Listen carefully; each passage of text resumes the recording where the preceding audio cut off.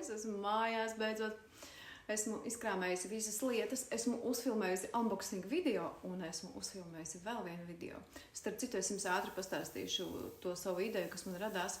Pirms kaut kāda laika es TikTokā ieliku informāciju par to, kā ļoti slimo bērni un kā mēs varam atbalstīt viņu veselību. Un man pieteicās ļoti daudzas māmiņas, kas grib tieši iet šo dabas ceļu, atbalstīt savu bērnu veselību ar dabas vielām, nevis ar visādām ķīmijām.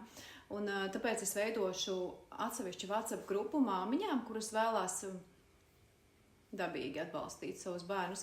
Un droši, ja jums ir tāda interese, jūs varat man pievienoties. Un vēl es esmu pamanījis, ka nenormāli slimo skolotāji.